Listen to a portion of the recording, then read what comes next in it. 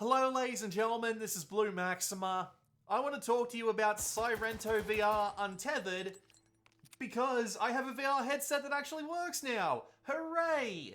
I had 3 before I had this one, and all of them have stopped working in some shape or form. Whether it be my Oculus Quest 1, which broke down after months of repeated use. Whether it be my PlayStation VR, which has an adapter that still hasn't arrived yet, despite the fact it's been a year, or whether it be my Windows Mixed Reality headset, of which the software broke months ago. The only way I can figure out to fix it is to wipe Windows, and I'm not wiping Windows, because I've got a lot of important stuff on here that I don't have time to set up again. So, I was thinking, let's play some new VR games. And then Sairento VR popped up on my previously installed Quest apps list, and I thought to myself, nah, I want to play Cyrento again. So I did, and I played it for 3 hours, and I thought, you know what, let's finally do a video on this one, because I feel like this one doesn't get talked about as much as it should be. There are reasons why it shouldn't be, and I'll go over them later on in the video, but frankly I just want to sing its praises for 10 minutes, because you can't say there's nothing awesome about a dual-wielding, triple-jumping, cybernetic ninja doing a flip in the air from a jump, and while hanging upside down, shooting 3 dudes in the head and watching all their heads explode into glorious blood and gore. It's all just quite wonderful, and I find myself enjoying it way more than I realistically should. I'm usually a stickler for games like this, but something about this game's gameplay loop just hits me right in the old pleasure center of the brain. So, what is Sairento VR Untethered? It's a Quest 2 version, or just a Quest version, but the Quest 2 version has like more enemies and better performance in it, of the Cyrento VR PC game, which is a looter shooter.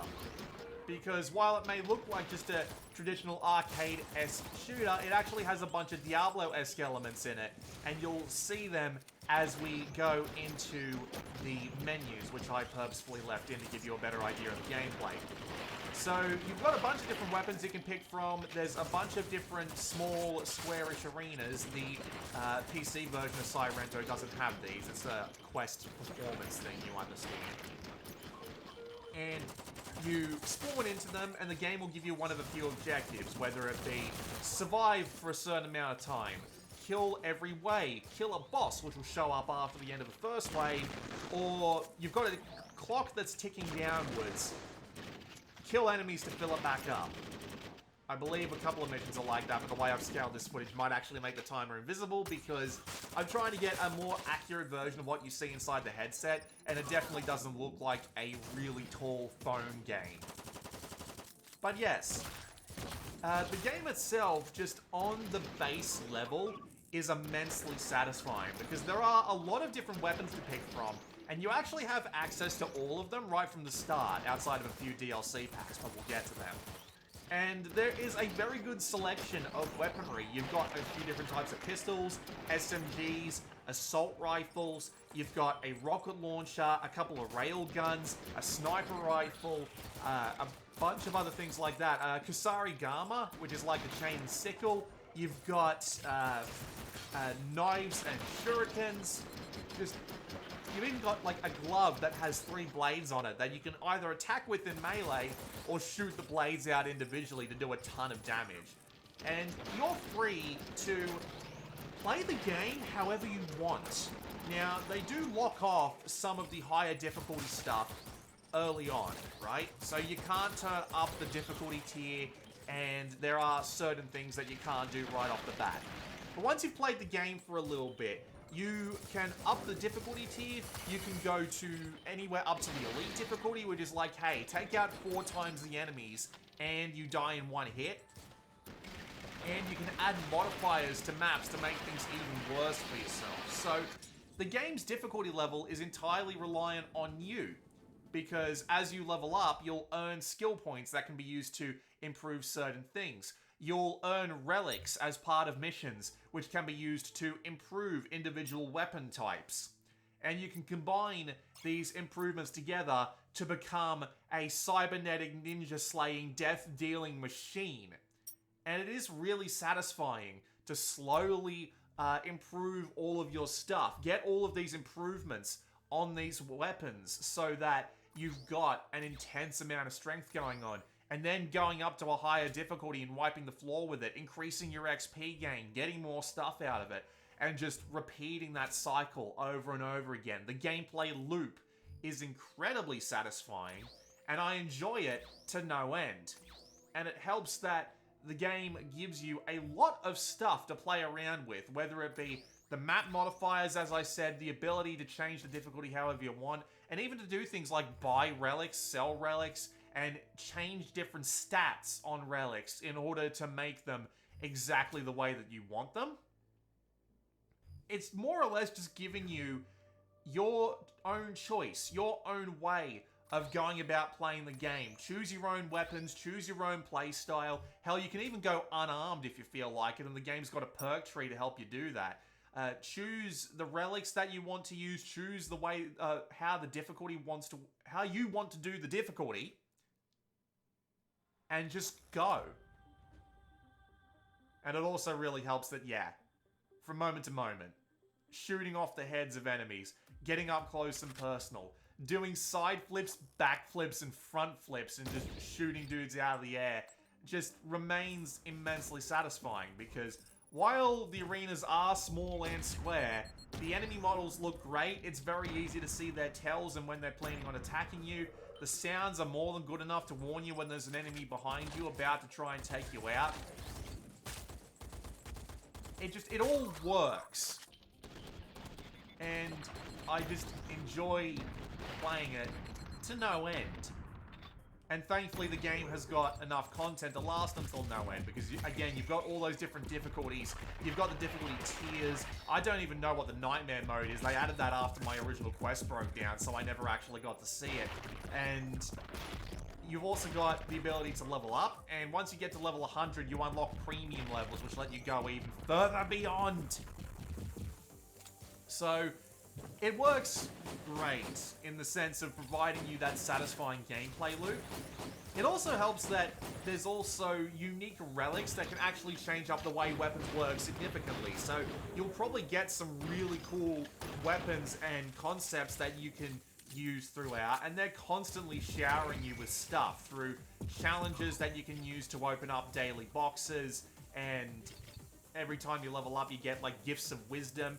And every time you complete 3 of the missions that it provides for you, it'll open up it'll give you strong boxes, it'll give you resource caches, and you're just constantly getting more stuff to play around with, so you never feel like, oh, I want to hold on to all this money that I've got for something special. No, you'll get enough money to get that thing that you want. Don't worry about it. Do whatever the damn hell you like. Did I also mention that it has online co-op? I've never actually played it, because I have no friends, but if you've got a friend who you can play this with, and they enjoy doing the ridiculous ninja stuff as much as you do, well, you can do it. And that's really cool.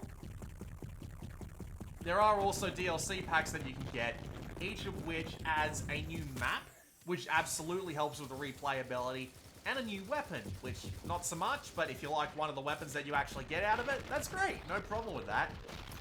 Thankfully, they're all also cheap enough for me to say they're worth getting when you get the game, because they're not even $5 a piece, and that's $5 Australian, so it'd be something like $3 to $4 in the United States currency.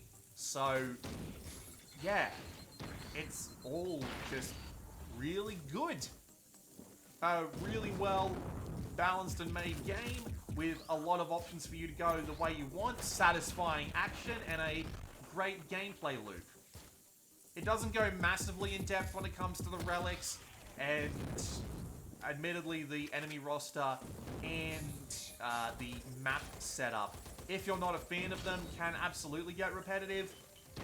But when you've got all of them, when you're constantly jumping between them, between missions, and when they're all different enough to give you a relatively varied set of locales, for me personally, this game never gets repetitive. Probably not true for a lot of people, but for me, it works great, and there's a reason why I've played it all this time. I'd probably be at like level 100 and going through the prestige stuff if the Sairento VR Untethered port supported cloud saves, because it just doesn't.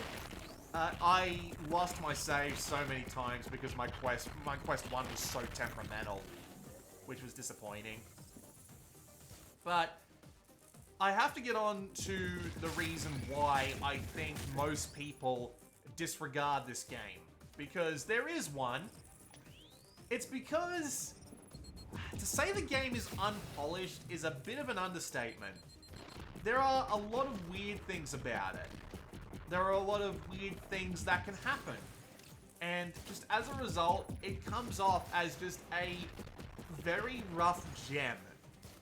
There are so many little things that you'll notice while you're playing, like for example, shaking your guns to reload has never been reliable for me. I've never been able to track it down. Doing crouching has never been particularly great for me either, no matter how I set up the heights. So doing things like the ground pound ability that you can unlock can be a little bit unreliable for me personally. Getting stuck to walls, not being able to jump in a certain direction because your invisible body hits the wall can be a bit unsatisfying sometimes.